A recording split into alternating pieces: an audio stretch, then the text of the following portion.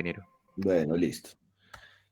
Ahora, nosotros, como vamos a diseñar para concretos convencionales, pues nosotros nos vamos a basar en la guía pues, de la ACI 211.1, ¿listo? Pero no quiere decir que esa sea solamente, digamos, como la guía normativa que nosotros tenemos. Porque recuerden que la ACI es una norma internacional del American Concrete Institute, pero nosotros también vamos a hacer referencia, no solamente a la ACI 211, sino también nos vamos, pues básicamente a remitir a lo establecido por nuestra norma sismorresistente del año 2010 en el título C. ¿Listo? Nos vamos a centrar en el título C, que básicamente nos especifica cómo son, pues digamos, esos materiales, esos ingredientes para la producción de el concreto. ¿Listo? Del concreto y elementos de concreto reforzado. ¿Listo? Entonces, el título C de la norma, cuando hace referencia a calidad del concreto, mezclado y colocación, pues encontramos algunas recomendaciones que están aquí precisamente en el C511, ¿listo? En el C511, donde pues básicamente nosotros tendríamos que la norma nos dice lo siguiente, nos dice, el concreto debe dosificarse para que proporcione una resistencia promedio a la compresión, ¿listo? Y nos especifica aquí un valor que se conoce como el F'CR. Una cosa es el F'CR, donde esto es la resistencia de diseño, ¿listo? Esta es la resistencia, coloquémoslo aquí, resistencia de diseño de mezcla, ¿listo? De diseño de mezcla, y no confundirlo, como alguna vez lo habíamos visto en clase, con el F'C, donde el F'C es la resistencia, ¿listo? La resistencia especificada, ¿listo? La resistencia especificada de diseño. En cambio, el F'CR es lo que conocemos como la resistencia de diseño para la mezcla. Claro, nosotros con esta es que vamos a diseñar. Eso quiere decir que siempre vamos a tener que el F'CR va a ser igual al valor de la resistencia específica de diseño incrementado por un valor de resistencia. ¿Listo? Por un valor de resistencia. ¿Ok? Eso quiere decir que siempre va a haber un factor, ¿cierto? Que nos lo va a aumentar. ¿Listo? Adelante. ¿Hay preguntitas hasta acá? Bueno, creo que todo bien. Espérenme, yo voy aquí a suspender el WhatsApp para que no nos interrumpa. Listo. La norma nos dice también que para concretos diseñados y construidos de acuerdo al reglamento, bajo ninguna circunstancia, podemos tener resistencias F'C que sean menores, ¿listo? Menores a 17 megapascales. Ese es un requerimiento de norma, ¿listo? Entonces, resistencia mínima debe ser de 17 megapascales para que un concreto, pues básicamente se catalogue, digamos, que pueda ser de uso estructural, ¿no? Para concretos construidos de acuerdo al reglamento. Recuerden que también nosotros, esta resistencia, nosotros la medimos. Nosotros la medimos sacando unos testigos, ¿no? Entonces recuerde que cuando nosotros ya tenemos nuestro diseño de mezcla, nosotros de esta bachada de diseño de mezcla, nosotros vamos a sacar unos cilindros, ¿no? Vamos a vaciar unos cilindros en unas camisas de cilindros. Recuerde, como lo hemos visto, nosotros lo que hacemos es que vamos a colocar 3 cilindros para cada edad. Entonces, normalmente a los 7 días, nosotros pues cuando llega la mixer, cuando llega el camión a la obra, pues nosotros fundimos los 3 cilindros y estos 3 cilindritos los vamos a fallar a los 7 días, ¿no? Y vamos a obtener el promedio. El promedio de las resistencias de los 3 cilindros es lo que nosotros conoceremos como el F' sub C, ¿no? Por ejemplo, para concretos convencionales está por el orden de 21 megapascales. Pero entonces nosotros lo fallamos a desde 7, ¿cierto? 28 y hasta 56 días. ¿Listo? Eso es, digamos, como el estándar, ¿ok? Porque pues nosotros ya podemos saber si a los 7 días, con la resistencia obtenida a los 7 días, si llegaremos al valor, ¿listo? Que necesitamos de los 28 días, ¿ok? Bueno, también pues el título C de la norma pues nos habla sobre las dosificaciones de los materiales para el concreto, en el cual se debe, pues, obviamente revisar el criterio de la trabajabilidad y consistencia que permita, pues, obviamente su fácil colocación dentro de los sistemas de formaleta, encofrados y cimbras, ¿sí? También que se evalúe la resistencia a a las posiciones especiales, donde pues hayan, digamos, algunos agentes, por ejemplo, agresivos como pues puede ser la carbonatación, como pueden ser los sulfatos, como pueden ser los cloruros, ¿sí? Como pueden ser algunos, digamos, de esos agentes, y pues algunas otras conformidades con los requisitos de ensayos de resistencia. ¿Listo? Bueno, entonces, pues aquí, ¿qué nos toca hacer? Pues yo les voy a pedir el favor que ustedes, ahorita en Semana Santa, tomen la lectura del título C de nuestra norma sismorresistente del año 2010. ¿Listo? Para que pueda, pues digamos como profundizar y ahondar un poquitico, pues digamos como en estas recomendaciones. ¿Listo?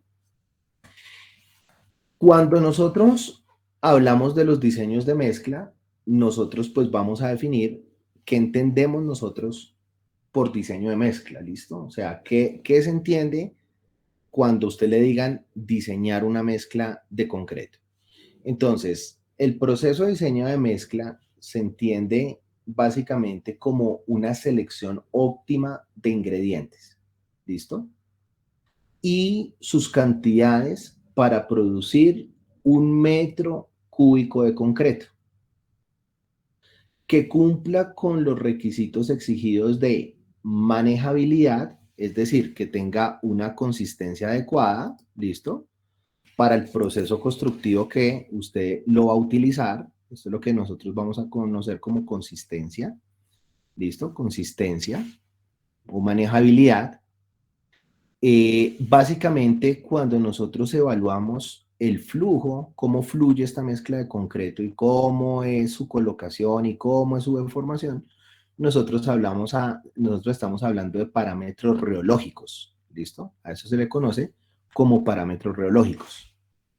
Debemos también tener en cuenta los cambios volumétricos. Recuerden lo que hemos abordado en algunas sesiones, de que hemos hecho referencia a las retracciones. Recuerde que cuando una mezcla de concreto tiene un alto contenido de cemento, pues tiene unos contenidos importantes de aluminato tricálcico. Recuerden que el aluminato tricálcico es el compuesto químico que se encarga pues de la liberación de los calores de hidratación. Entonces, entre más cantidad de cemento, pues más va a predominar este compuesto y por ende, pues más liberación o más emanación de calor se va a tener de esos especímenes. Y al tener mayor calor, pues se va a tener mayores cambios volumétricos de contracción y expansión, y esto nos dará, pues básicamente origen a que esos concretos o esos materiales producidos se nos vayan a fisurar, ¿sí? Se nos vayan a retraer, vayan a tener problemas de retracción.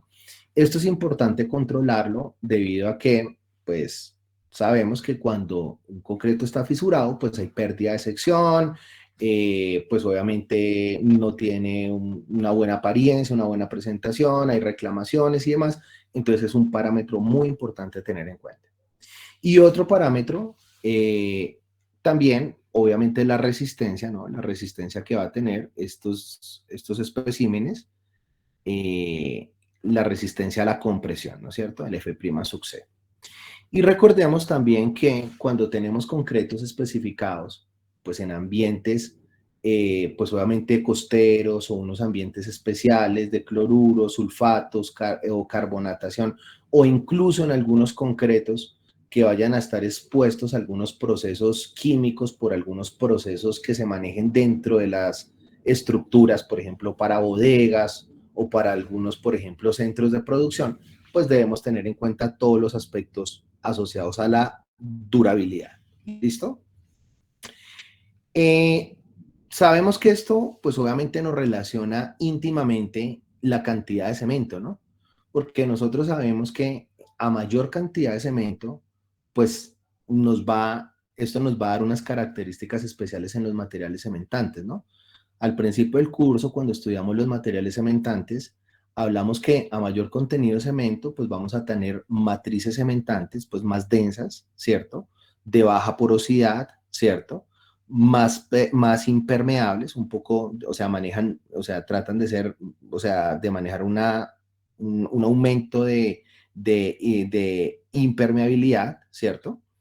Y también, pues obviamente, resistencia, ¿no? Entonces, todos estos parámetros, pues básicamente o requerimientos, se nos van a empezar, pues obviamente, a mejorar a la medida o en la medida en que nosotros mayor cantidad de cemento le adicionemos a nuestra mezcla de concreto. Pero no podemos entonces colocarle cemento a nuestra mezcla de concreto. Pero esto no quiere decir que entonces vamos a colocarle una cantidad desmedida de cemento, no, porque sabemos que ya no tendríamos el criterio que nos piden y es que sea óptimo. ¿Qué entendemos nosotros por óptimo? Tenemos pues cuál es la cantidad esencial de materiales, la cantidad mínima que nos preste la mayor funcionalidad en sus propiedades, ¿listo? O el mejor aprovechamiento en sus propiedades. Entonces no vamos a malgastar el cemento, sino vamos a diseñar para que obviamente nos pueda cumplir esta serie, digamos, de requerimientos, ¿listo? Entonces, cuando nosotros hablamos de dosificar mezclas de concreto, o sea, encontrar estos ingredientes que son óptimos para producir un metro cúbico de concreto, pues nosotros nos tenemos que ceñir, obviamente, a la economía. Siempre vamos a necesitar economizar nuestros ingredientes.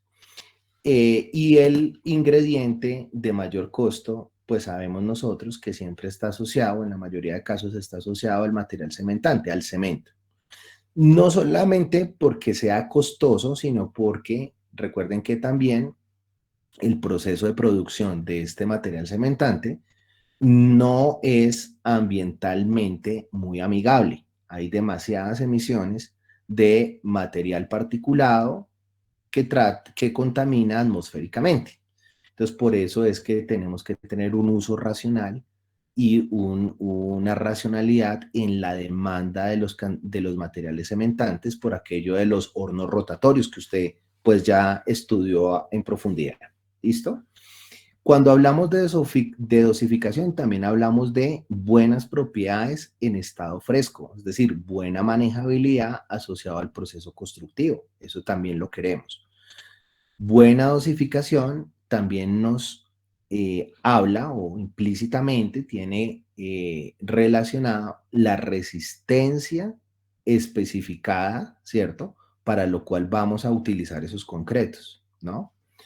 Dependiendo del medio, una buena durabilidad. O sea, cómo deben ser esos contenidos de cemento para yo garantizar una buena durabilidad, ¿sí? En las condiciones que ese concreto vaya a estar, ¿no? Y va en función del grado de exposición que vaya a tener ese concreto, ¿no? Hablamos también de algunos aspectos de densidad. Claro, nosotros cómo podemos optimizar nuestras mezclas de concreto, pues disminuyendo la relación entre partículas, los vacíos entre partículas que puede tener nuestros agregados. ¿Y cómo nosotros mejoramos eso? ¿Cómo lo disminuimos? pues básicamente obteniendo las mejores masas unitarias. Las masas unitarias más altas que nosotros podamos obtener, ¿cierto? Pues básicamente eso será un indicador, obviamente, de que tenemos unos agregados de muy buenas características, de muy buena gradación, ¿cierto? Entendiendo por un material bien gradado, como lo vimos en nuestro capítulo de agregados, que un material bien gradado es aquel material que tiene granulometrías continuas, ¿cierto? Es decir, que hay retención en todas las denominaciones de los tamices, ¿cierto?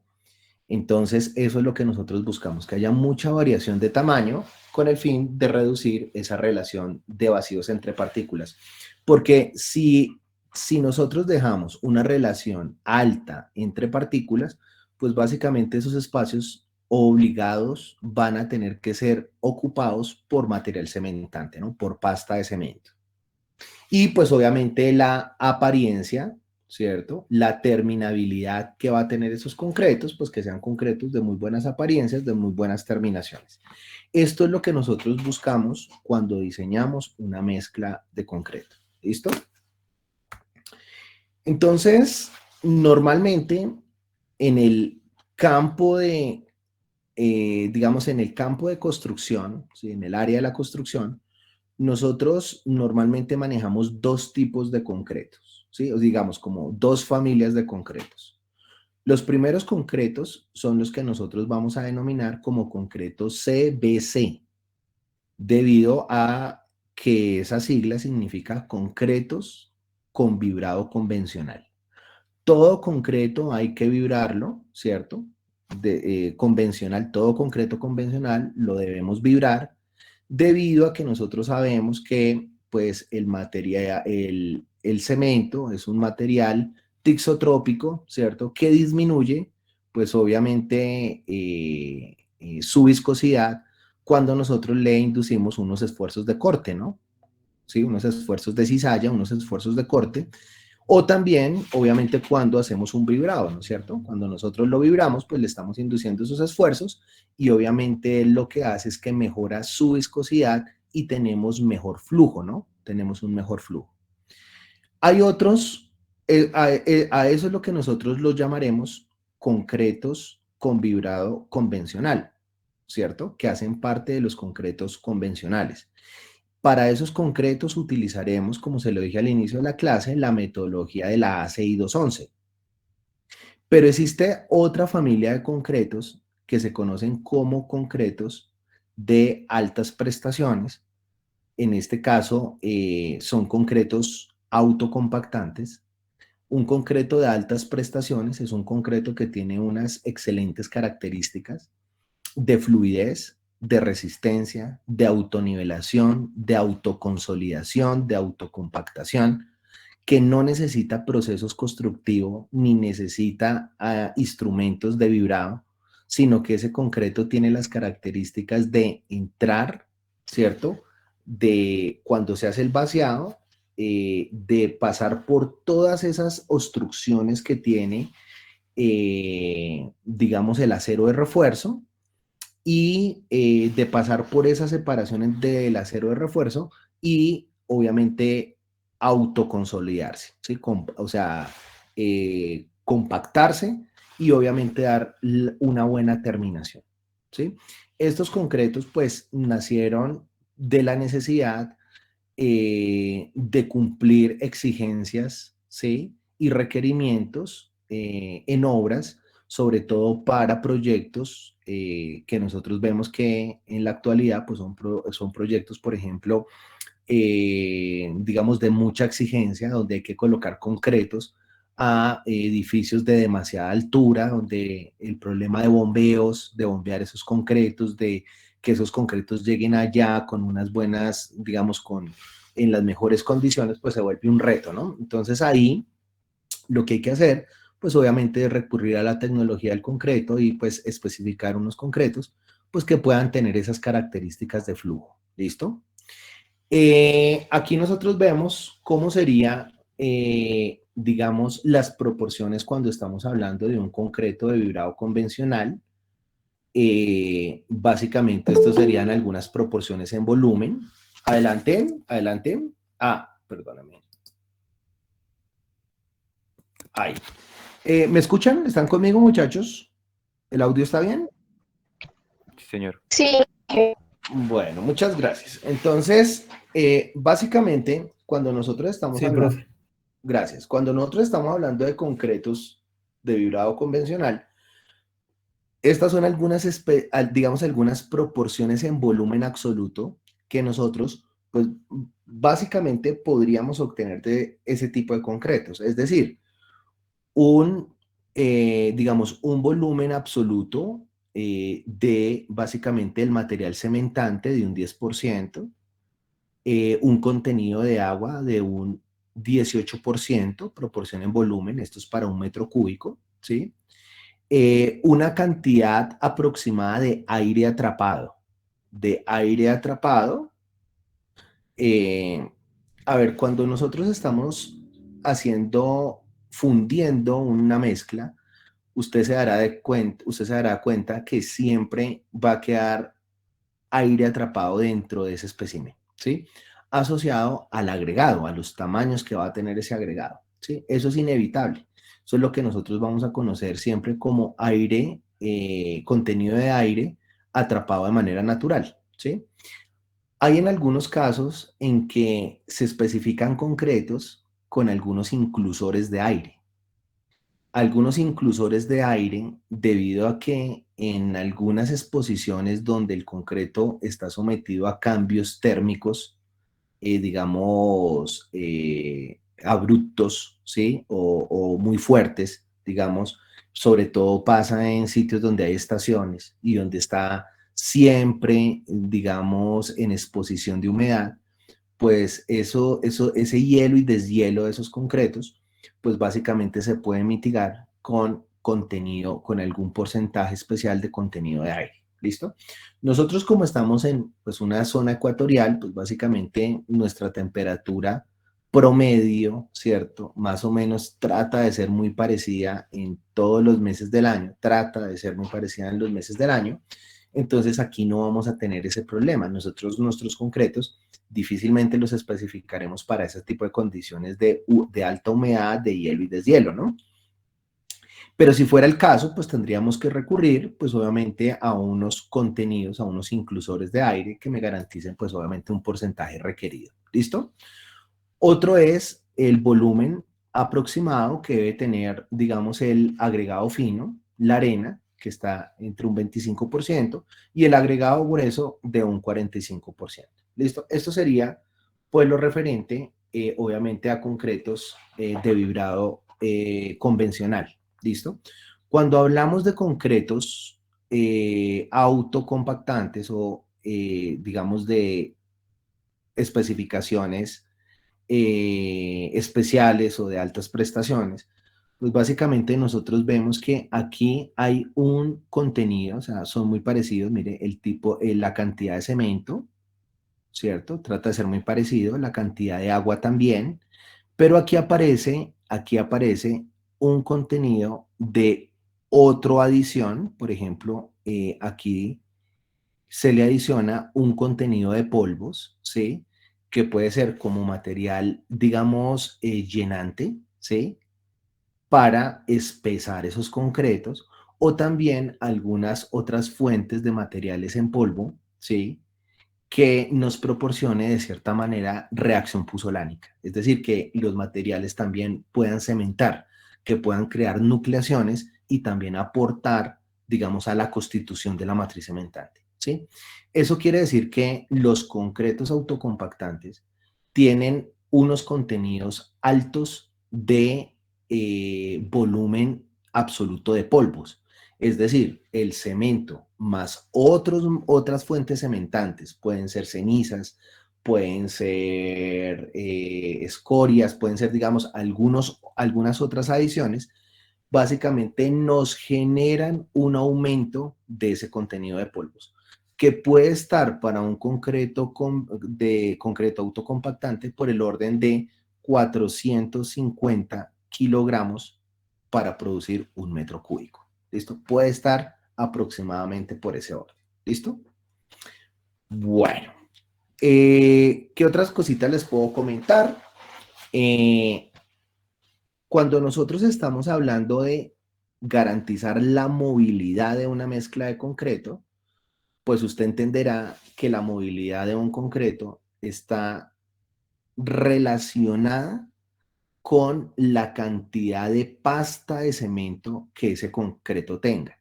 Porque usted entenderá que ese concreto, haga de cuenta que tiene un medio, ¿cierto? Un medio continuo, que es pues todo ese flujo de pasta, ¿no? O sea, los agregados por sí solos no entran en movilidad, ¿no? Sabemos que lo que hace que un concreto pues pueda tener buen flujo, pueda tener, digamos, como una buena dinámica, ¿cierto? Un buen, digamos, digamos, una buena movilidad, pues básicamente está relacionado con un alto contenido de material cementante o contenido de polvos. Entonces, ¿qué ocurriría? ¿Qué ocurrirá? Pues que el contenido de pasta que va a tener un concreto, pues obviamente está relacionado, ¿cierto? Está relacionado en qué cantidad de pasta le voy a colocar yo en función a la relación de vacíos entre partículas, la relación de vacíos entre partículas que van a tener esos agregados.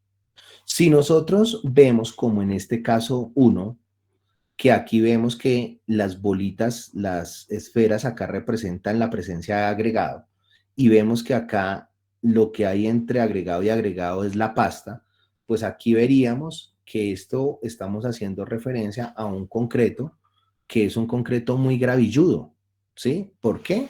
Porque tiene mucha grava en relación a la pasta de cemento que va a tener. Entonces, ¿qué ocurre con estos concretos? Que estos concretos, pues obviamente son concretos muy gravilludos, ¿sí? De muy difícil colocación, de muy difícil flujo, ¿sí? Entonces, pues esto básicamente, digamos como que afectan estas propiedades en estado fresco. ¿Qué buscamos nosotros? Pues nosotros, por ejemplo, para concretos por lo menos convencionales, buscamos que, pues obviamente, la relación de vacíos que hay entre partículas sea equivalente al volumen de pasta, ¿cierto? De cemento, ¿sí? ¿Para qué? Para que, pues por lo menos ese concreto pueda tener un buen flujo. ¿Listo? Pero cuando nosotros hablamos, esto lo hablaríamos para concretos, ¿cierto? Concretos, ¿cierto? De vibrado convencional, pero cuando hablamos de concretos autocompactantes, pues sabemos que deben tener un contenido adicional de ese material cementante o de ese contenido de polvos. ¿Por qué? Porque deben ser concretos muy fluidos. Entonces, el flujo de un concreto, pues obviamente está muy predominado, pues de la cantidad de pasta de cemento que tenga, ¿no? Entonces, pues eso es un indicador.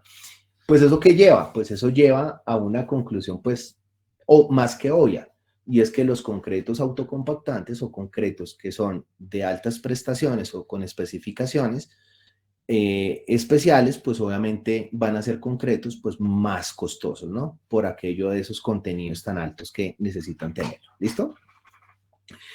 Por ejemplo, usted está viendo acá una foto de un diseño de un concreto autocompactante. Fíjese que esto es un concreto autocompactante que es muy fluido. Es tan fluido que ya nosotros no le revisamos el asentamiento, o sea, no hacemos el ensayo normal con el cono de Abraham, que es pues obviamente llenarlo por capas, ¿cierto? Y apisonarlo con la varilla, ¿cierto?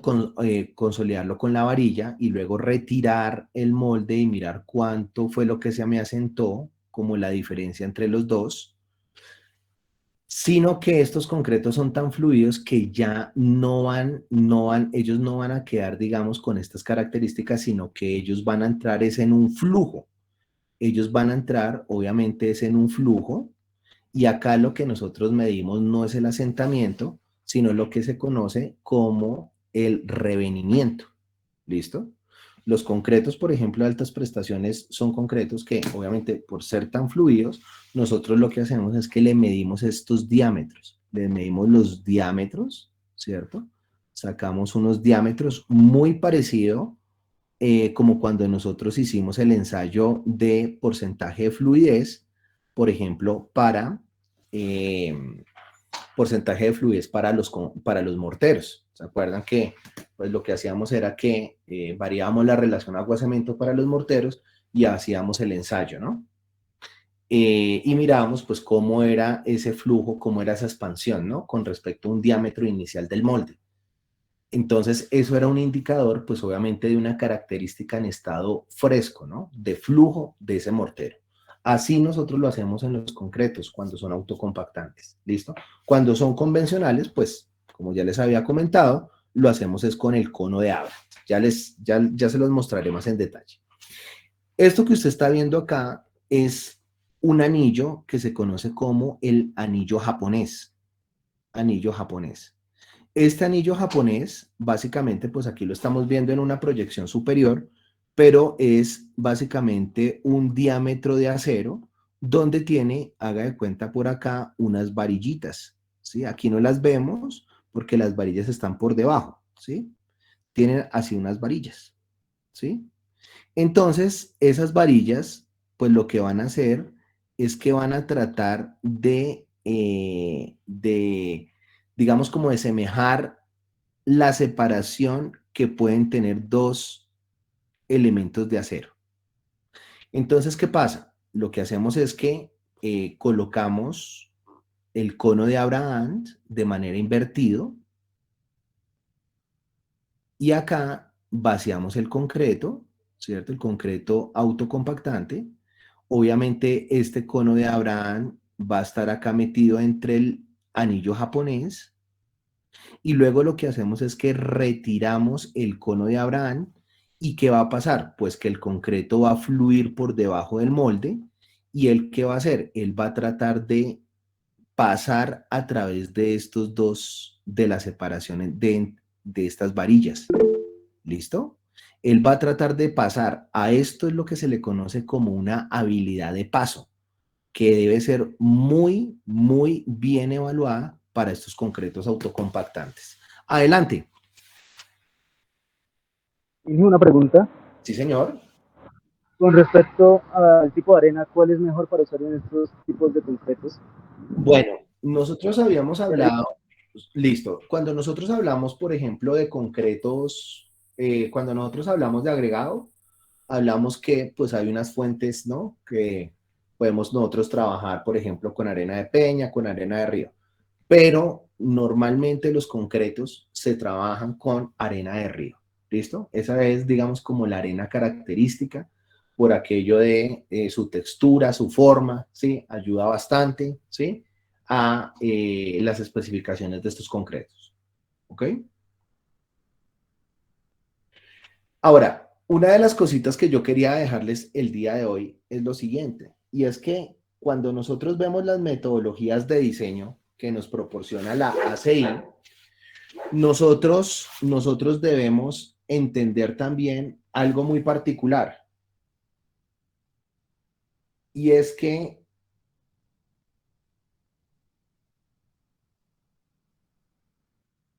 ¿aló? ¿Me escuchan ahí? ¿Me confirman el audio? Sí, señor, ahí lo escuchamos. Gracias. Bueno, cuando nosotros, permítanme un segundito, muchachos, qué pena.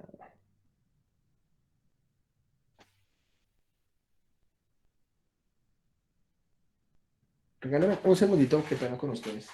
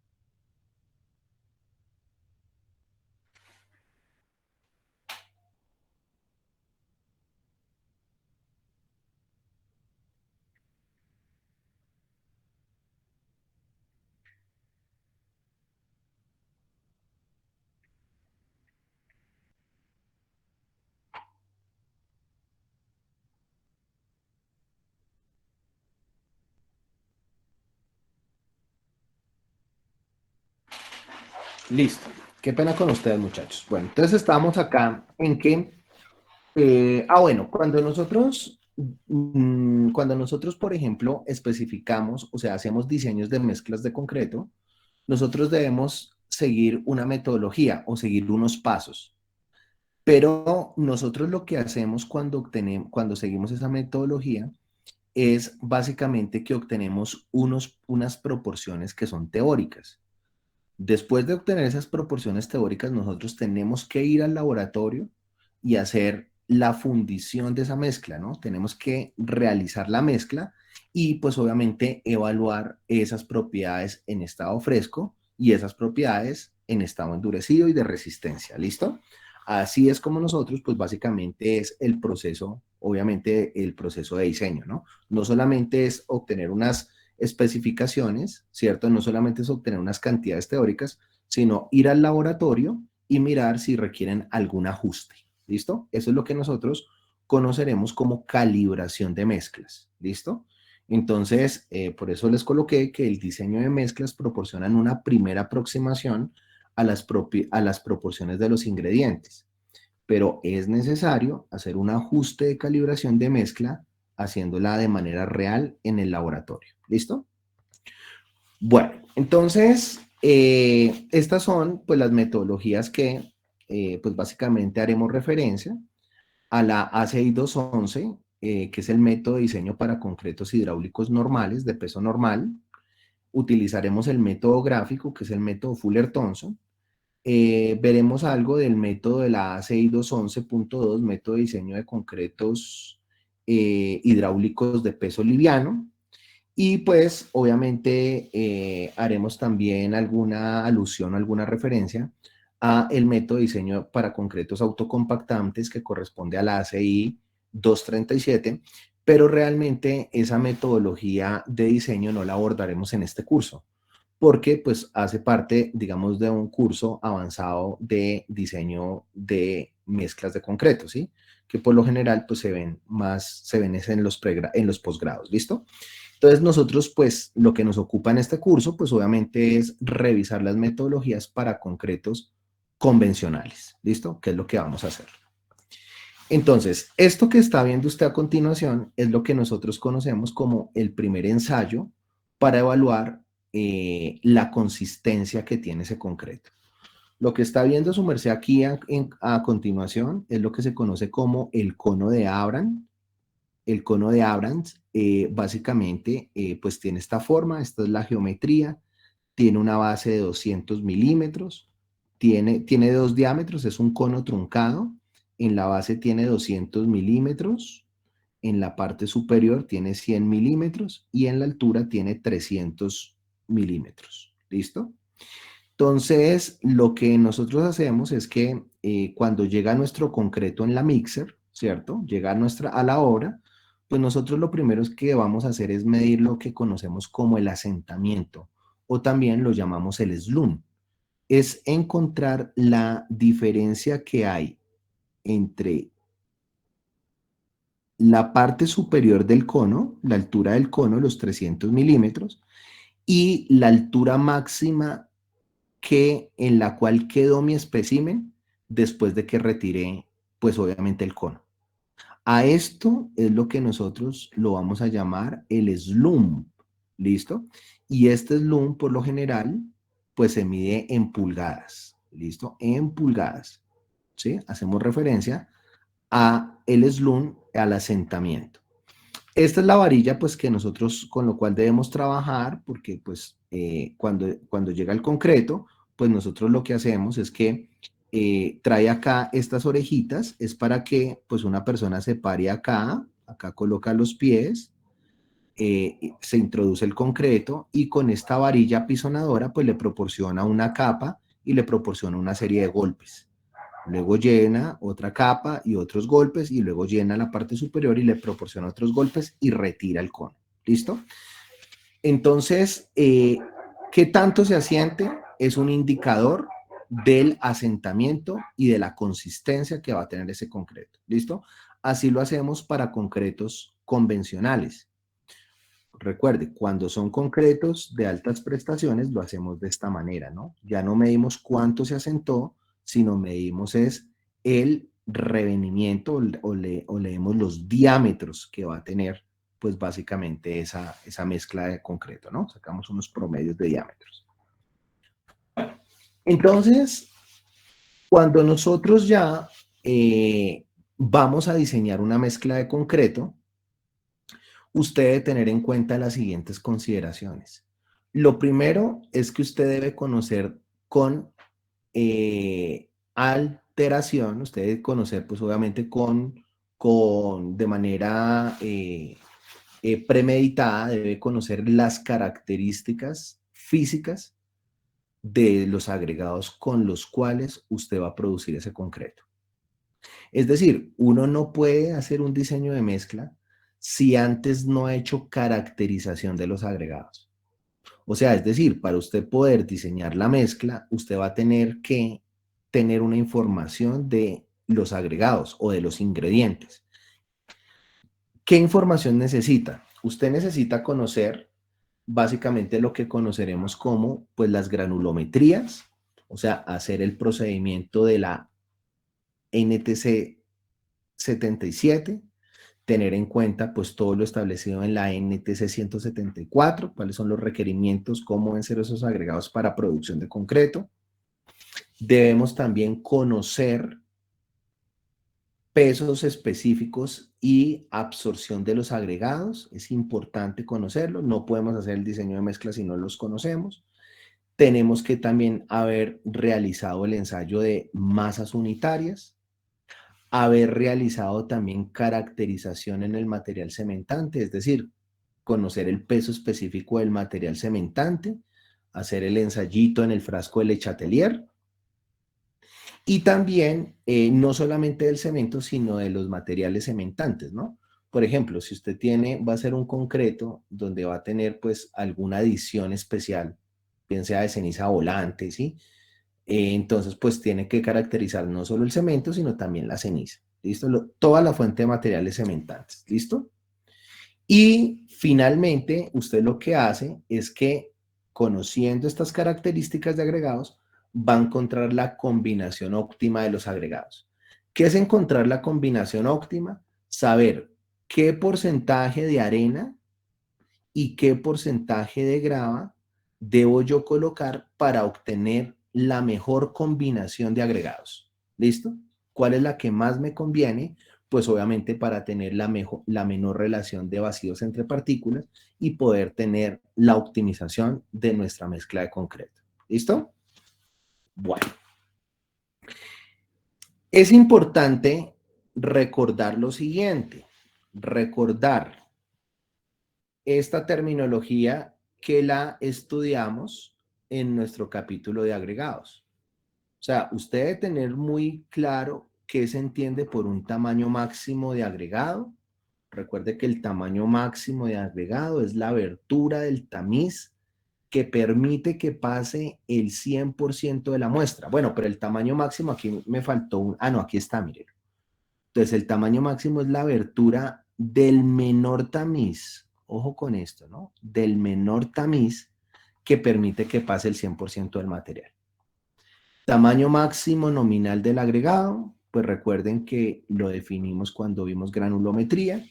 Se entiende por tamaño máximo nominal la abertura del tamiz inmediatamente superior, o sea, el tamiz de arriba, aquel cuyo porcentaje retenido acumulado es mayor o igual al 15%. También debemos recordar, tener en cuenta el módulo de finura, entendiendo el módulo de finura como la suma de los porcentajes retenidos acumulados de la serie de tamices especificación 2:1, o sea, referencia americana, desde el tamiz número 100 hasta el tamiz número 4 dividido entre 100. ¿Listo? Bueno, muy bien. Entonces, una vez conocida esta información, granulometría, peso específico, absorción, masas unitarias, peso específico del cemento, y vamos a encontrar las combinaciones óptimas. Para encontrar esas combinaciones óptimas de ingredientes, vamos a realizar 10 pasos. Estos son los 10 pasos que nosotros vamos a realizar. Los vamos a realizar en este orden. Entonces, el primer paso es que vamos a seleccionar. Paso número 1 es seleccionar, es tener la selección del asentamiento. ¿Cómo así? A ver, nosotros cuando estamos, por ejemplo, en nuestros proyectos, usted entenderá que es diferente la consistencia que debe tener un concreto para fundir, por ejemplo, unos pilotes, para hacer el proceso constructivo de la fundición de unos pilotes, que la consistencia que yo necesito, por ejemplo, para fundir, no sé, digamos, una placa aérea, ¿sí? Una placa, por ejemplo, aérea de un entrepiso.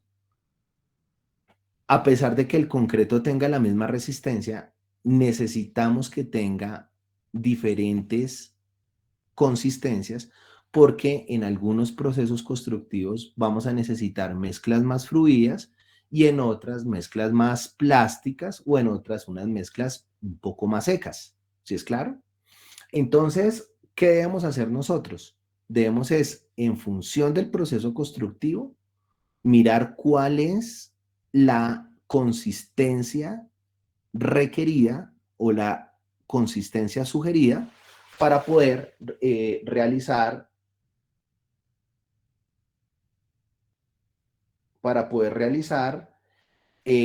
pues básicamente, o sea, cuál es la consistencia para poder realizar el proceso constructivo deseado. ¿Listo?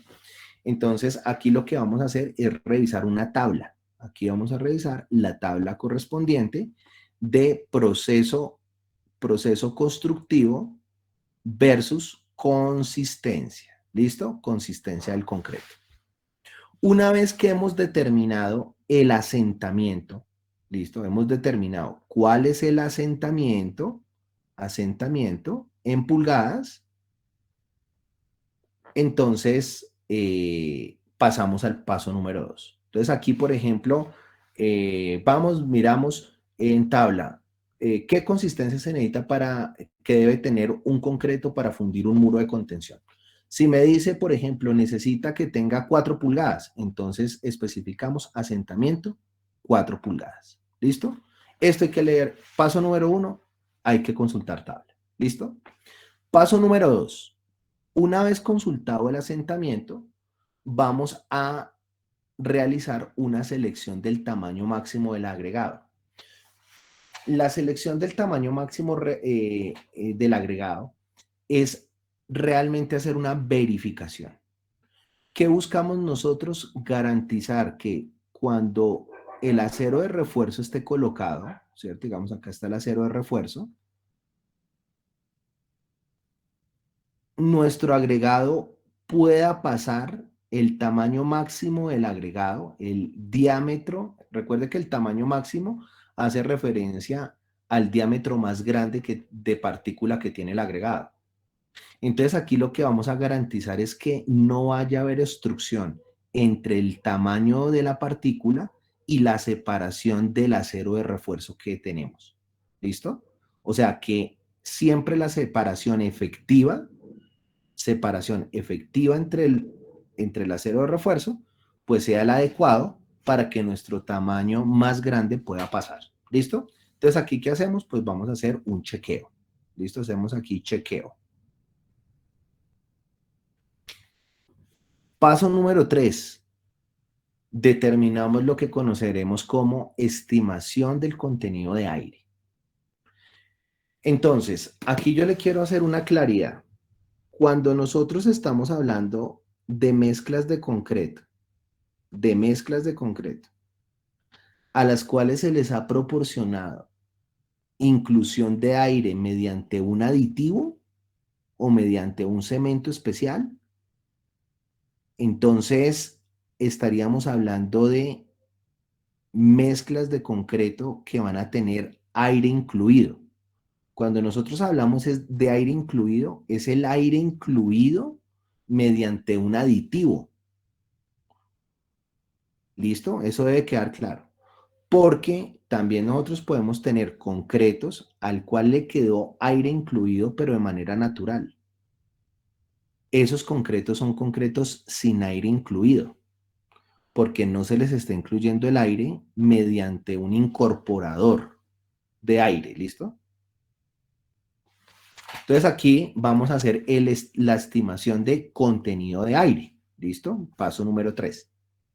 Esto también lo vamos a hacer con una tablita. Vamos a hacerlo con una tabla. Obviamente las tablas de la ACI 211. Paso número 4. Después llegamos a lo que conoceremos como la estimación del contenido de agua. Tenga mucho cuidado con esto, porque esta estimación de contenido de agua es la cantidad de agua teórica. Agua teórica. No es el agua real. ¿Cómo así, profesor? Sí. Digamos que cuando nosotros consultamos las tablas de la ACI 211, encontraremos unas tablas que nos recomiendan la cantidad teórica de agua para producir un metro cúbico de concreto. Pero ¿qué ocurre? La metodología de la ACI supone que el agua que usted le va a adicionar, esa agua teórica, es el agua que usted necesita para hidratar el material cementante y para que esa mezcla tenga un flujo o tenga una consistencia determinada. Pero no para que usted ajuste la humedad que tienen los agregados. O sea, es decir, la metodología supone que usted va a trabajar con agregados que van a estar en grado de saturación en condición de estado triple S. Pero como eso no ocurre, entonces, ¿qué nos toca hacer a nosotros? Hacer una corrección por humedad de los agregados. ¿Listo? Entonces, aquí tenemos un primer acercamiento de la cantidad de agua, pero solamente va a ser un primer acercamiento teórico, porque después en el paso 9 vamos a hacer el ajuste de agua teniendo en cuenta la humedad de los agregados. ¿Listo?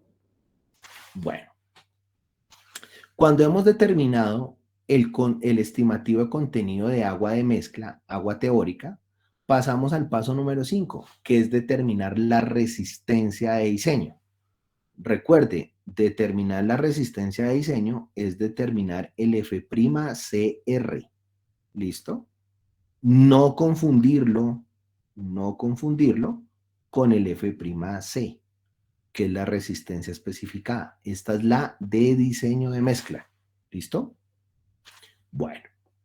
Después, cuando ya tenemos la resistencia de diseño, pasamos al paso 6, que es la selección de la relación agua-cemento. ¿Cuál debe ser la relación agua-cemento? Teniendo en cuenta la resistencia, teniendo en cuenta la durabilidad, la exposición que va a tener ese concreto. Entonces, simplemente, pues, vamos a revisarlo. Esto lo podemos hacer mediante gráfica. Lo hacemos mediante gráfica. ¿Listo?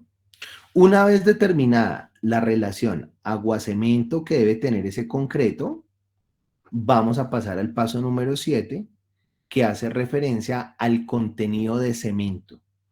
¿Qué cantidad de material cementante necesito adicionarle a mi diseño de mezcla? ¿Listo? O va a tener mi diseño de mezcla. Paso número 8, estimación de las proporciones de agregado. Aquí vamos a sacar qué porcentaje de arena y qué porcentaje de grava necesitamos combinar esos agregados para obtener la mejor proporción y la mejor optimización de nuestra mezcla. ¿Listo? Eso lo estimamos en el paso número 8. Sin embargo, en el paso número 8 hay que hacernos una pregunta. Y la pregunta que usted se debe hacer en este punto es preguntarse si sus agregados cumplen la especificación de la NTC 174. Si la respuesta es que sí, utilizas método de la ACI 211.1. Si su respuesta es sí, pero también es no, ¿cierto? Puede ser sí o puede ser no, puede utilizar el método gráfico. O sea, es decir, el método gráfico le funciona si cumple o no cumple sus agregados de especificación de la NTC 174. Pero no puede utilizar ese método de la ACI 211.1 si sus agregados no le cumplen lo especificado en la NTC. ¿Listo? Bueno, muy bien. Después, aquí usted ya va a tener unas proporciones, pero luego, ¿qué tenemos que hacer? Un ajuste de agua, ajustar el agua, la cantidad de agua teórica, en función a la humedad que van a tener los agregados. Una vez hagamos el ajuste, aquí en el paso 9 vamos a obtener cantidad de agua real. Agua real. ¿Listo? Y el paso número 10 es, ya tiene todas, digamos, sus proporciones, sus ingredientes. Ahora sí, la única manera es que vaya al laboratorio y haga el ensayo y la calibración de la mezcla. A ver si lo que está haciendo, si le da o no le da. ¿Sí es clarito? No sé si hasta aquí hayan preguntas, muchachos. Preguntas. Por ejemplo, ¿qué nos pasaba? ¿Qué nos pasó el semestre pasado? El semestre pasado nos pasó algo muy particular y es que los muchachos hacían sus diseños de mezcla y, por ejemplo, ellos iban al laboratorio y las hacían, pero cuando iban a medir las propiedades, a veces a algunos muchachos no les daba. Entonces yo les preguntaba, bueno, ¿y por qué no nos pudo haber dado? Entonces ellos decían, no, profe, es que la mezcla nos quedó muy seca. Y yo les decía, bueno, ¿cuál fue el procedimiento que siguieron?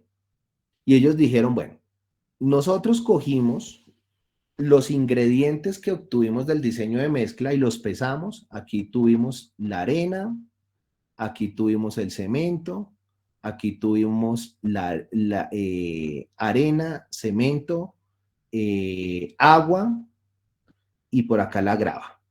¿Listo? Y entonces utilizamos un trompo. Un trompo de mezclado, yo no sé si ustedes lo hayan visto, es un contenedor que tiene acá un sistema rotatorio donde él puede dar vueltas, ¿sí? Donde él puede dar algunas vuelticas. Miremos acá un trompo de mezclado. Eso es lo que es un trompito de mezclado, miren. ¿Sí? Entonces, este trompo de mezclado, pues básicamente uno por acá, por esta abertura, pues uno empieza a adicionarle los ingredientes, pero acá tiene un motor que permite que esto empiece a dar vueltas, ¿listo? Para que se dé el mezclado. Él por dentro tiene, pues, haga de cuenta que son como unas aspas, que básicamente hacen que el material, pues obviamente se empiece a homogenizar. Entonces, ¿qué pasó? Pasó que los estudiantes cogieron el trompo y lo que hicieron fue que adicionaron, por ejemplo, el agua, perdón, ellos adicionaban primero el cemento, después adicionaban la arena, después iban adicionando el agua y después adicionaban la grava. Pero ¿qué pasaba? Como este contenedor tiene un área interna, esa área estaba completamente seca. Cuando ellos adicionaron el agua, pues obviamente hubo una absorción de las paredes, se humedecieron las paredes y le restaron cierta cantidad de agua, ¿sí? Entonces, normalmente, ¿qué hacían otros grupos? Ellos decían, mire, para que no se nos vaya a reducir el agua, lo que hacemos el trompo.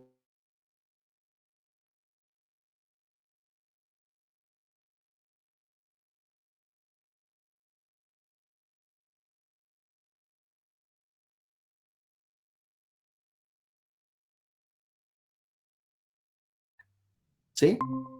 Entonces, todo esto hay que tenerlo en cuenta, muchachos, ¿sí? Hay que tenerlo en cuenta. Por eso es que vamos al laboratorio y hacemos las calibraciones. No sé si esto sea claro hasta acá.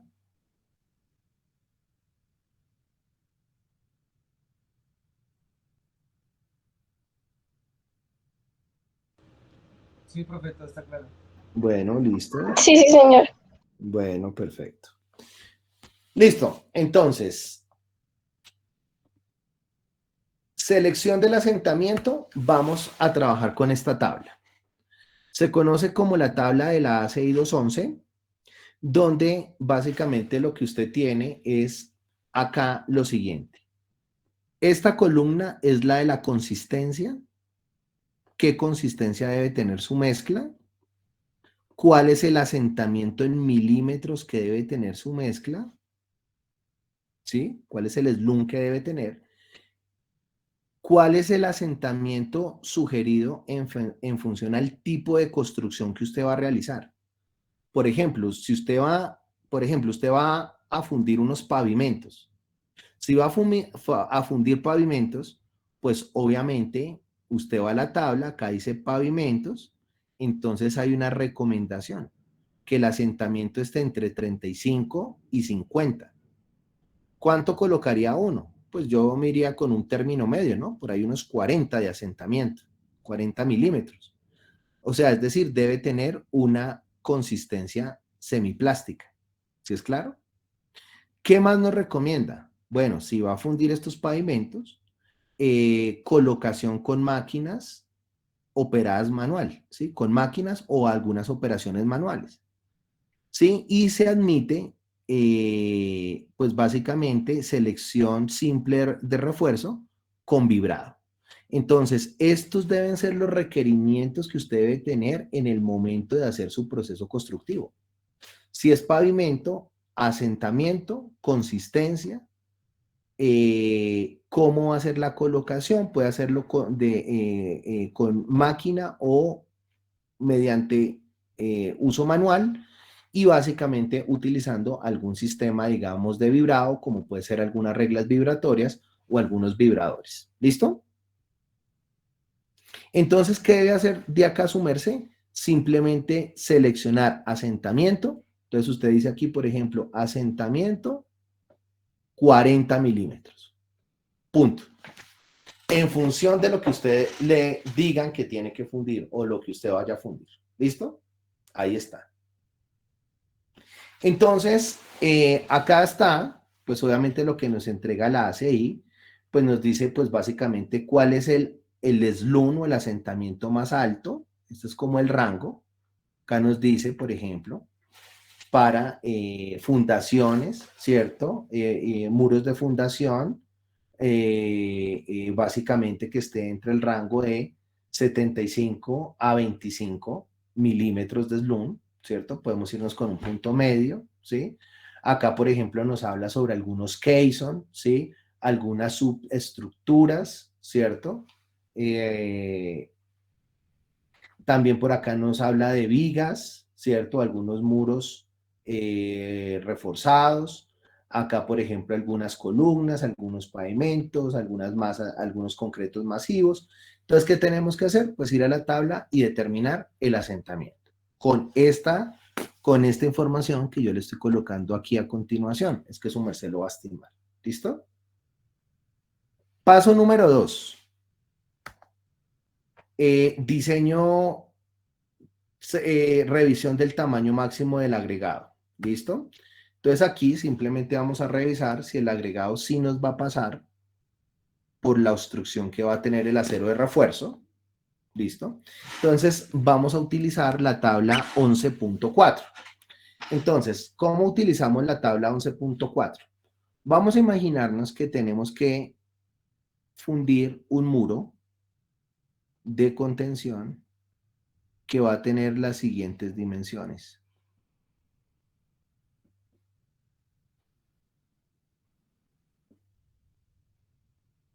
Va a tener longitud 6 metros, va a tener altura 2,50 metros y va a tener un espesor de muro, coloquémosle, no sé, coloquémosle de 0,35 metros, o sea, es decir, 35 centímetros. Entonces, ¿qué hacemos? Entramos, ¿cuál es el tamaño máximo del agregado? El tamaño máximo del agregado, ¿de dónde lo saco? Pues tengo que conocer la granulometría, ¿no? La granulometría. Para saber, pues, cuál es el tamaño máximo del agregado. ¿Listo? Vamos a imaginarnos, por ejemplo, que el tamaño máximo del agregado fueron 2 pulgadas, por ejemplo. Entonces, ¿qué hacemos? Pues entonces entramos acá y decimos, ¿cuál es la dimensión mínima de la sección que usted tiene? Este muro tiene 6 metros por 2,50 por .35. ¿Cuál es la dimensión más pequeña que él tiene? Pues hace referencia al espesor del muro, que es .35, ¿no? Entonces entramos con .35, que equivale a 350 milímetros. 350 milímetros van a, perdón, acá esto está en centímetros. Esto es centímetros. Entonces yo entro acá, estos son 350 milímetros, que equivale a 35 centímetros. 35 centímetros está en este rango. Entonces me dice, usted debe tener un tamaño máximo de agregado que esté entre pulgada y media y 3 pulgadas. Como tengo 2 pulgadas, digo que está ok. ¿Sí ven? Lo fácil. ¿Sí está clarito, muchachos? ¿Cómo se hace? Entonces lo hacemos con la dimensión más pequeña que tenga el elemento que su merced va a fundir. ¿Listo? Bueno, sigamos. Después, así es como determinamos el tamaño máximo. Pero, por ejemplo, cuando nosotros estamos hablando de elementos de concreto reforzado, ¿sí? Usted entenderá que un elemento de concreto reforzado, pues digamos si es una viga, pues ella viene de esta manera, mírela, ¿cierto? Por acá trae el acero longitudinal, ¿cierto? Y por acá trae el acero transversal, que son los flejes, ¿no? Que son los estribos. Entonces nosotros, ¿qué tenemos que chequear acá? Que cuando el agregado vaya a fluir, cuando vertamos el concreto, ¿qué va a hacer? Que el concreto tenga habilidad de paso y pueda pasar por todos estos lados. Es decir, que el concreto pueda pasar la separación que hay entre varilla y varilla. Por ejemplo, acá tenemos una varilla, acá tenemos otra varilla. ¿Cuál es la separación entre estas varillas? Pues del diámetro de esta varilla al diámetro de esta varilla, esta es la separación que hay, ¿no? Pero esta no es la separación efectiva. O sea, no podemos tomar la separación entre varillas de centro a centro de varilla. Tenemos que tomar lo que conocemos como la separación efectiva, libre, que es esta, mírelo. Porque por acá, por esta separación, es que va a pasar el acero, el tamaño máximo del agregado. Entonces, claro, esta es la sección transversal que va a tener, pues, nuestro acero de refuerzo. Entonces, ¿qué vamos a necesitar nosotros? Calcular cuánto es este S, cuál es la separación que va a tener. ¿Listo? ¿Cuál es la separación que va a tener? ¿Listo? Entonces, vamos a imaginarnos, por ejemplo, que hicimos granulometría y el tamaño máximo nominal del agregado que vamos a utilizar para producir el concreto es de 1,5 pulgadas. ¿Listo? 1,5 pulgadas sabemos que son aproximadamente 38,1 milímetros. O sea, es decir, el tamaño máximo nominal de ese agregado es de 38,1 milímetros. ¿Listo? Entonces vamos a lo que nos dice la norma sismorresistente NSR del año 2010. En el título C332 nos dice, usted debe chequear 3 parámetros.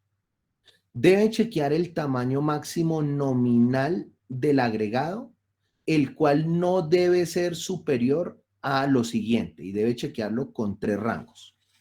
Primero, El primer rango es 1/5 de la menor separación entre los lados del encofrado. Entonces, por ejemplo, el encofrado, vamos a imaginarnos que esta es la viguita. Vamos a imaginarnos que esta viguita va a tener una base de 35 centímetros y una altura de 45 centímetros. ¿Listo? Entonces aquí la separación que hay entre lados del encofrado va a hacer referencia a ¿cuánto? A 35 centímetros, ¿cierto?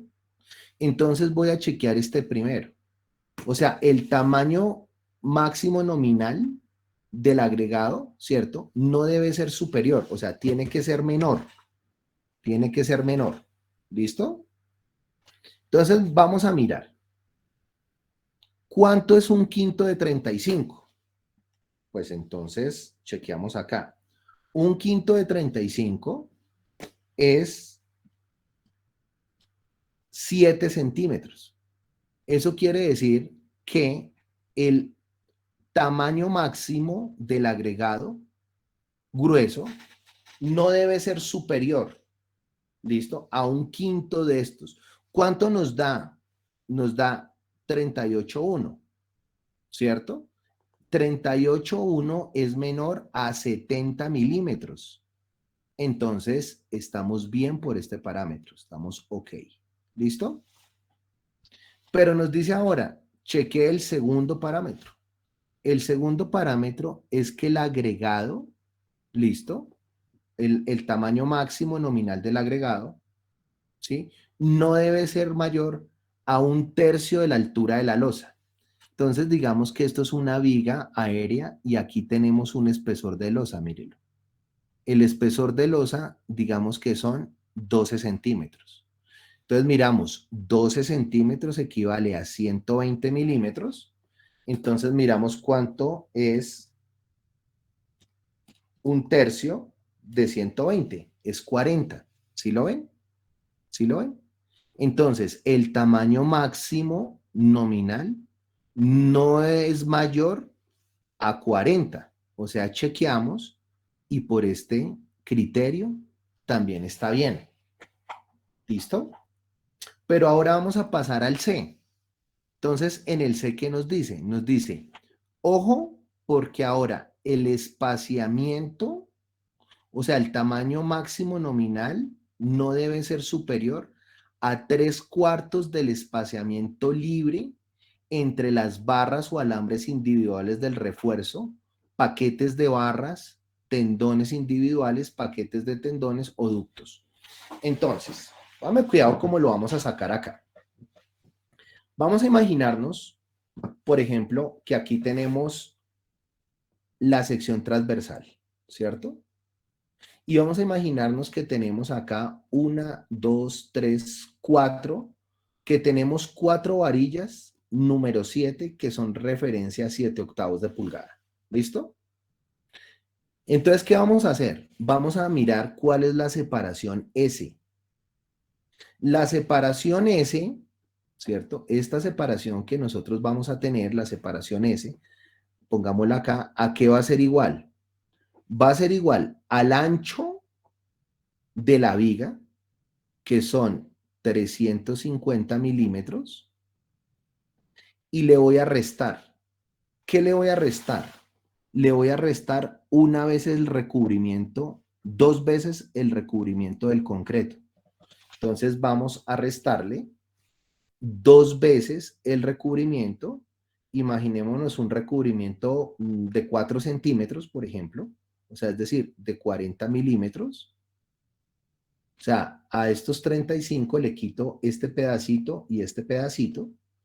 Pero luego me toca quitarle 2 veces el diámetro del estribo, mírenlo. ¿El estribo en qué varilla está? Está en varilla de 3/8. La varilla número 3 que equivale a la 3/8 de pulgada. ¿Cuánto es el diámetro en milímetros de la varilla número 3, de la 3/8? Pues cojamos 3 dividido entre 8 y multipliquémoslo por 25,4. Y esto nos da que tiene un diámetro de 9,525.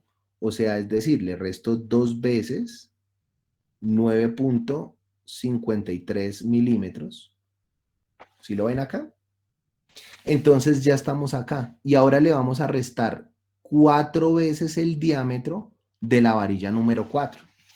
Entonces, ¿ahora qué vamos a hacer? Le vamos a restar 4 veces el diámetro de la varilla número 4. ¿Cuánto es el diámetro de la varilla número 4? Pues el diámetro de la varilla número 4, recuerde que la número 4 equivale a la varilla de media, o sea, 0.5 por 25.4. Eso quiere decir que el diámetro es de 12.7, ¿cierto? Entonces le voy a restar menos 4 veces 12.7. Y todo dividido entre ¿cuánto? ¿Entre cuántos espacios hay acá? 1, 2, 3 espacios. Entonces dividido entre 3. ¿Y esto qué nos da? Nos va a dar la separación S. Esta separación S nos dice 3/4 de S. El agregado de tamaño máximo, el tamaño máximo nominal del agregado, que es 38,5, no puede ser, ¿listo? No puede superar esta relación S. ¿Listo? Entonces miremos cuánto nos da el S. Entonces el S nos dio 350, ¿cierto? Ah, perdón, aquí me equivoqué. 350 menos 2 por 40, ¿cierto?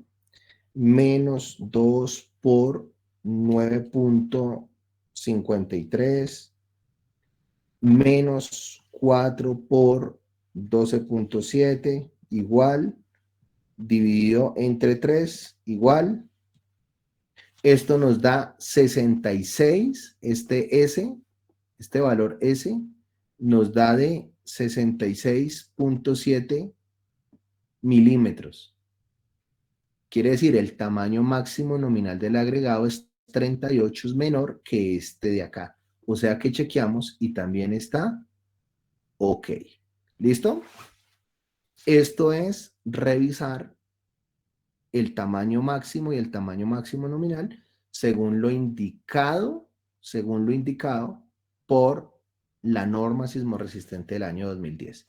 Sin embargo, mire la salvedad que hace aquí la norma. Dice, estas limitaciones se pueden omitir si a juicio del profesional facultado para diseñar la trabajabilidad y los métodos de compactación son tales que el concreto se pueda colocar sin formación de hormigueros, vacíos o segregación de la mezcla.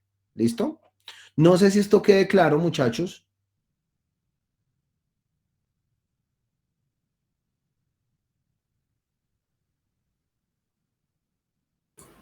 Todo claro, Inge. ¿Listo? Bueno, muy bien. Bueno, entonces sigamos. Paso número 2, chequeamos tamaño máximo y tamaño máximo nominal por lo que nos dice la ACI211 y lo que nos dice la NSR10. Listo. Algunas recomendaciones. Además de considerarse la cuando se va a considerar la colocación con bomba, o sea que el concreto va a ser bombeado, se recomienda 40% del diámetro de la tubería para agregado redondeado. ¿Listo? Y 33% del diámetro de la tubería, obviamente libre, para agregado, ¿listo? Angulado. Lo normal es usar el 25% del diámetro de la tubería. ¿Listo? Bueno, número 3. ¿Cómo estimamos el contenido de aire? Lo hacemos mediante la tabla de la ACI211 y de la grafiquita. ¿Cómo funciona? Pues usted lo único que tiene que preguntarse en el paso 3 es, ¿su concreto va a tener aire incluido de manera intencional mediante un aditivo incorporador de aire? Si la respuesta es sí, si su respuesta es sí, usted pues entonces usted va a decir, bueno, primero va a definir si el concreto es con aire incluido, si sí, ¿Sí tiene aire incluido con algún aditivo incorporador? ¿O definitivamente no tiene aire? No tiene aire con aditivo y lo que va usted a estimar es un aire atrapado de manera natural. ¿Listo? Natural. Entonces, si sí va a tener aire incluido, usted tiene que evaluar los grados de exposición. ¿Sí? Sí, ¿cómo va a ser esa exposición a la humedad y a los cambios térmicos? Entonces, usted tiene que evaluar si va a ser una exposición ligera, una exposición moderada o una exposición severa. ¿Listo? Y adicionalmente, usted tiene que conocer el tamaño máximo nominal de su agregado. Por ejemplo, aquí dijimos que el agregado es de 38.1, ¿no es cierto? Milímetros. Por ejemplo, vamos a imaginarnos que vamos a producir un concreto aquí en Bogotá. Entonces, ¿yo qué diría? Yo diría, fíjese que mi agregado, mi tamaño máximo nominal es de 38.1 y solamente voy a evaluar el aire que tiene atrapado de manera natural. Entonces, donde se intersecte esta columna con esta fila, esto es lo que usted va a colocar como porcentaje de aire. Entonces, aquí diríamos que el aire que va a evaluar, el aire atrapado de manera natural, va a ser del 1%. ¿Listo? Esto es haciéndolo por tabla. ¿Cómo lo hace? Con gráfica. Con gráfica llega acá, entra con el tamaño máximo del agregado, tamaño máximo nominal del agregado, 38.1 está por acá, y sube hasta la gráfica. Voy a utilizar la primera gráfica porque es con no concreto que no tiene aire incluido. Entonces, este sería el mío. Pego acá y miro acá y llego acá al porcentaje de contenido de aire atrapado. 1%. Eso es lo que tenemos que estimar. Adelante, ingeniero. Inge, eso se hace para agregado grueso, ¿verdad? Sí, eso se hace en función del tamaño máximo del agregado, que pues obviamente está en función de la grava, claro. Sí, señor. Listo. ¿Ven lo fácil? Ahí está facilito. O sea, usted lo puede hacer o por gráfica, o por esta, o lo puede hacer por tabla, como su merced quiera. Todas estas tablas se pueden interpolar. Entonces, pues no hay problema pues no va a haber problema con esto. ¿Listo? Bueno. Siguiente. Paso número 4. Entonces, permítame, acá borro esto para poderle rayar sobre esto. Bueno, entonces aquí, en el paso número 4, corresponde a la estimación de la cantidad de agua de mezclado. Entonces, aquí vamos a estar en función del SLUM, de lo que hicimos en el paso 1. Pero entonces, en esta tabla de la ACI, a usted la ACI le dice lo siguiente, le dice, bueno, vamos a estimar la cantidad de agua de mezclado, el agua teórico. Primero dígame, su concreto tiene aire atrapado de manera, o sea, tiene aire atrapado, perdón, tiene aire incluido o no tiene aire incluido. Por ejemplo, si no tiene aire incluido, su merced va a trabajar con esta tablita de arriba, si no tiene aire incluido. Si tiene aire incluido, usted va a trabajar con la tablita de abajo. Por ejemplo, imaginémonos el caso que fuéramos a tener, por ejemplo, que tenemos, no sé, digamos un SLUN, ¿cierto? Que nos hubiera dado un SLUN, por ejemplo, no sé, de 30 milímetros. ¿Listo? Y que el aire fue del 1%. Pero ojo porque este aire es atrapado de manera natural, no con un incorporador de inclusor de aire. Entonces, ¿a qué tabla entro? ¿A esta de arriba o a la de abajo?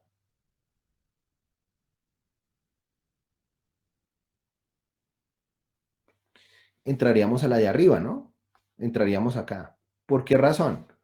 Porque recuerde que aquí estimamos, o sea, tiene un 1% de aire, perdón, un 1% de aire incluido, pero atrapado de manera natural. No le suministramos incorporador de aire.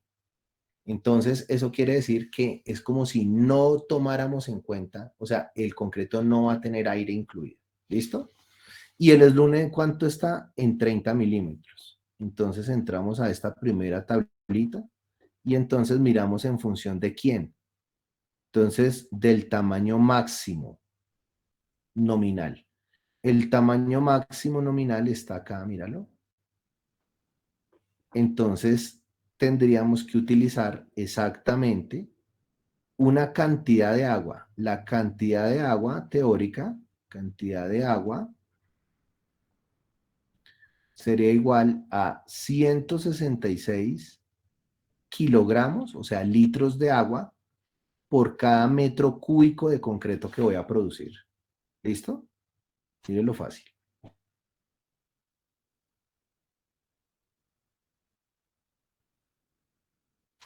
Listo. Paso número 5. Entonces, bueno, esto que está acá, usted lo puede hacer por tabla o puede hacer exactamente lo mismo por gráfica. Míralo, aquí está por gráfica. Entonces, hagámoslo también por la gráfica. ¿Listo? Hagámoslo por la gráfica. Entonces, por la gráfica, ¿cómo sería? Acá sería tablita. Entonces, miramos la tabla. ¿Listo? Entonces, acá tenemos, esta tablita es para concretos que no van a tener aire incluido, la del lado izquierdo, derecho los que tienen aire incluido. Entonces, nuestro caso sería sin aire incluido. Entramos con 38,1, ¿cierto? Acá 38,1, entramos con el tamaño máximo nominal, medimos el asentamiento está acá, mírenlo, y miramos acá cuánto rebota. Entonces sería aproximadamente 150 litros de agua, 60, 70, 80, 90 y 200. O sea, tenemos como 160, ¿no? 160, 160 y pico, ¿no? Acá nos dio 166. Pues porque obviamente esta es por tablita, ¿no? Pero acá, por ejemplo, pues tendríamos, por ejemplo, más, o sea, tenemos más precisión acá, ¿no? Que podemos leer con más exactitud, ¿no? Ahí está. ¿Listo? Entonces lo puede hacer por tabla o por gráfica. Paso número 5. Entonces, ojo con este paso. Póngame cuidado. El paso número 5 dice lo siguiente. Bueno, póngame cuidado en lo que dice. Entonces, recuerde que en el paso número 5, usted lo que va a obtener es la resistencia de diseño, ¿cierto? La resistencia de diseño. Entonces, cuando usted tiene datos históricos, registros, o usted tiene experiencia haciendo diseños de mezcla, lo normal es que, por ejemplo, cada vez que usted hace un diseño de mezcla, usted va al laboratorio, hace su diseño, mezcla, y va llevando usted la información. Eso es muy útil porque al usted tener datos históricos, usted ya va teniendo experiencia sobre cómo hacer las cosas cada vez mejor.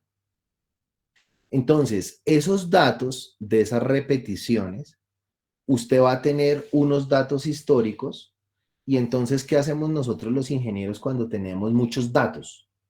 Pues lo que hacemos es que nos apoyamos en la estadística, ¿no? Y en la probabilidad, ¿sí? Entonces nosotros, pues obviamente, ¿qué hacemos? Podemos tener datos y con esos datos nosotros podemos decir, oiga, ¿qué tan cerca estamos nosotros de producir concretos como los queremos, como realmente los queremos hacer? ¿Sí? O sea, es decir, una cosa, por ejemplo, es que usted quiera hacer, por ejemplo, no sé, usted imagínese, para que lo entienda fácil, usted imagínese que a usted le gustara cocinar, y usted, por ejemplo, le gustan los frijoles. Usted dice, bueno, voy a hacer unos frijoles, pero es muy diferente que usted los haga a que le queden bien ricos, ¿cierto? ¿Qué necesita usted? Haberlos hecho muchas veces, porque usted cada vez va ajustando mejor su proceso. Usted cada vez tiene más experiencia en la misma actividad. Entonces usted puede empezar a registrar esos datos. Y usted dice, bueno, la primera vez yo para hacer los frijoles cogí a los frijoles y le adicioné 4 tazas de agua. Pero me di cuenta que eso no queda tan bueno, le voy a bajar un poquito. Y finalmente usted llegó y le dio al punto en que le quedan perfectos si le adiciona 3 tazas con 2, o sea, 3.200 gramos de agua, por ejemplo, por poner un caso, ¿sí? Entonces, ¿usted qué hace? Se apoyan los datos históricos para cada vez pegarle mejor a la receta, a la producción del concreto. Entonces, si usted tiene datos históricos, usted puede obtener una desviación estándar. Y con la desviación estándar, usted puede, pues obviamente, tener una probabilidad de que tanto por ciento, ¿cierto? De que puede tener una probabilidad de que el promedio de fallar 3 cilindros sí le dé la resistencia que usted requiere. Entonces, ¿qué nos dice a nosotros la norma sismorresistente? Nos dice, bueno, póngame cuidado, le voy a proponer 2 alternativas. La primera es que usted produzca concretos, teniendo datos históricos y conociendo datos estadísticos, donde usted puede calcular la desviación estándar. ¿Listo? Porque si usted tiene datos estadísticos, es más fácil que usted le pegue a la receta. ¿Listo? Usted lo puede hacer mediante eso. O la otra es cuando usted no tiene ningún dato. Si usted no tiene ningún dato, le voy a dar una opción para que lo haga y cuando tiene datos también le voy a dar otra opción. Entonces, ¿cuál es la opción que usted va a tener? Usted va a tener lo siguiente. Entonces, a usted le dice, permítame, borro acá. Entonces, ahora sí le explico sobre lo que nos dice la norma. Entonces, la norma le dice lo siguiente. Le dice, dígame cuál es la resistencia especificada del concreto. Entonces, vamos a imaginarlo que vamos a diseñar, o sea, que la resistencia especificada es un concreto de 27 megapascales, por ejemplo. ¿Listo? Ok. Pregunta. ¿Su merced tiene datos históricos? Si su merced tiene datos históricos, entonces usted puede utilizar un valor que lo llamaremos el valor S, que va a ser la desviación estándar. ¿Listo? Que va a ser una desviación estándar. ¿Listo? Perdón, aquí me pasé. Que va a ser una desviación estándar. Por ejemplo, si usted tiene una desviación estándar de sus datos de 3.5, por ejemplo, ¿sí? Entonces la norma le dice, usted ya tiene datos históricos, tiene una desviación estándar, entonces su merced, ¿qué va a hacer con eso? Su merced va a entrar a esta tabla. En la tabla usted se va a preguntar si usted va a diseñar concretos que sean menores de 35 megapascales o mayores.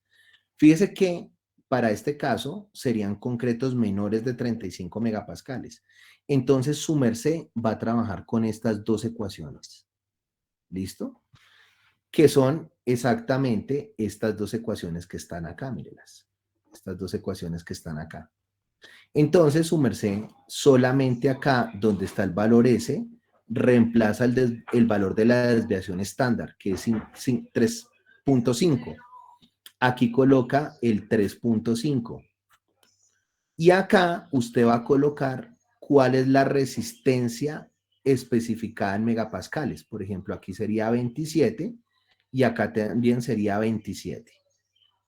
Entonces usted aquí va, al evaluar esta ecuación, le va a dar un valor de F'ACR y aquí también. La pregunta es ¿cuál de los dos tomo? Siempre va a tomar el mayor de los dos. ¿Sí es claro? Entonces miremos cuánto nos daría ahí para ese caso. Entonces me saco la calculadora. Entonces, fíjese que para el primero, en megapascales, tendríamos 27 megapascales, 1.34 por la desviación estándar, pongámosle 3.5 por más. Esto nos daría, la primera ecuación nos daría un F'Cr de 31.7 megapascales.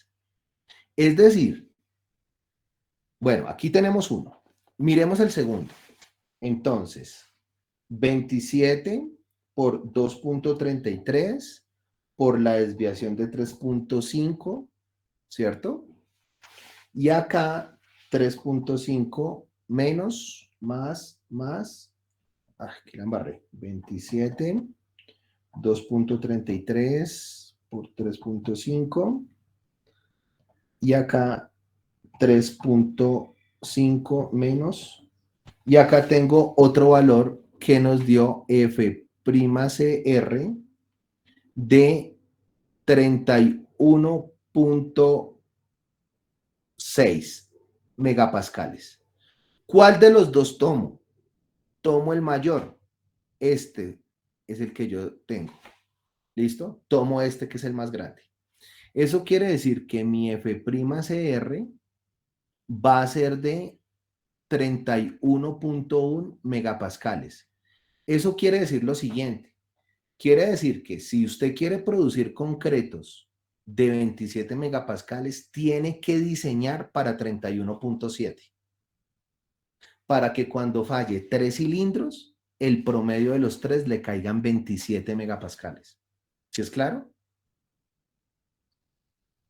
Si hubiese sido una mezcla mayor a 35, utilizamos ya no esta ecuación que tenemos acá, sino utilizamos estas dos ecuacioncitas de acá, mírelas. ¿Sí ve? Utilizan el 1.34 y el 0.90. ¿Sí ve? 0.90 de F' sub C más 2.33 en megapascales. ¿Listo? ¿Esto queda claro, muchachos? ¿Sí se lo imaginan? Entonces ahí lo que ustedes tienen simplemente es, si tienes datos históricos, si su merced tiene datos históricos, pues lo que usted necesita calcular, pues es simplemente con esos datos históricos de registros que usted tenga, calcular la desviación estándar. ¿Listo? La desviación estándar. No sé si eso sea claro. ¿Cierto? Profe, ¿y cómo calculo la desviación estándar? Pues como la ha calculado siempre. La desviación estándar, ¿cierto? S, ¿sí? Como la quiera llamar, ¿cierto? Así. O así, es igual a la raíz cuadrada, ¿cierto? De la sumatoria de los valores de F' sub C menos F' sub C promedio, este es promedio, arriba promedio, elevados al cuadrado, dividido entre n, siendo n el número de datos. Pero usted tiene que mirar si usted lo que está trabajando es con una muestra, ¿cierto? O está trabajando con una muestra representativa o está trabajando con todo el espacio muestral. Porque recuerde que la diferencia entre uno y el otro es que en una divide entre n y la otra en n-1. ¿Listo? Pero pues normalmente saca la desviación estándar como lo vio en su curso de estadística. ¿Sí es claro? Eso es si su merced tuviera datos históricos. Pero ahora usted, por ejemplo, va a decir, bueno, profesor, ¿y si no tengo datos históricos? Por ejemplo, lo que vamos a hacer nosotros en el laboratorio. Yo les voy a colocar un diseño de mezcla, pero usted nunca ha hecho un diseño de mezcla y nunca ha ido a calibrarla al laboratorio. Entonces, ¿no la puede hacer? No, la respuesta es sí la puedes hacer, pero entonces ya no recurres a esta tabla porque no tienes datos históricos, sino que te vas a la tabla de la norma. ¿Listo? La tablita de la norma. Y la tablita de la norma te dice lo siguiente. Te dice, cuando no hay datos experimentales que permitan estimar la desviación estándar, la resistencia de diseño se puede calcular de la siguiente manera. Entonces, simplemente su merced va a decir lo siguiente. Va a decir, ¿cuál es su resistencia especificada? Es decir, la resistencia especificada es F'(C) 27 megapascales. Entonces usted entra a la tablita y mira en qué rango está. Esto es para menores de 21, 27 está entre este rango, ¿cierto? No es mayor de 35, está entre 21 y 35. Entonces va a utilizar esta formulita.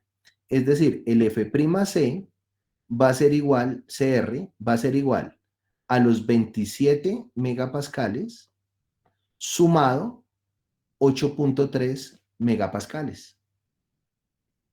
Eso quiere decir que la resistencia de diseño que usted va a estimar para hacer su diseño es 27 más 8.3.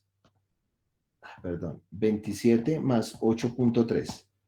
Eso da 35, eso da 35.3 megapascales. ¿Sí es clarito hasta ahí, muchachos? Entonces pregunta, usted dirá, bueno, profe, pero ¿yo qué saco con esto? Bueno, va a sacar lo siguiente. Si usted tiene datos históricos, le va a salir más económico, porque con datos históricos usted tiene que diseñar para 31.7, aproximadamente 32 megapascales. Si usted no tiene datos históricos, le toca diseñar para 35, o sea, va a gastar más cemento por no conocer datos históricos. ¿Sí es clarito hasta ahí, muchachos? No sé si esto sea claro. Bueno, ahí vamos, muchachos, ahí vamos. ¿Listo? No se preocupen que hasta ahorita estamos viendo cómo es el procedimiento paso a paso. Yo espero que la próxima clase pues continuemos y luego hagamos un ejercicio. ¿Listo? Vamos a hacer un ejemplo. Vamos a hacer un ejemplo completico de cómo debemos hacer esa evaluación. No sé si hayan preguntas, muchachos. No sé si hayan preguntas. ¿Me confirman el audio? Sí, señor, hoy lo escuchamos. Ah, vale, listo. Bueno, muchachos, pues nos voló el tiempo. Entonces, pues nada, me despido deseándoles a todos lo mejor, que tengan un excelente fin de semana, que tengan, pues obviamente también una feliz Semana Santa y nos veremos, pues obviamente llegando, pues obviamente Semana de Pascua para continuar con, pues obviamente nuestro tema central que es diseños de mezclas. Me despido deseándoles a todos lo mejor, que estén muy bien, bendiciones a todos. Chao, chao.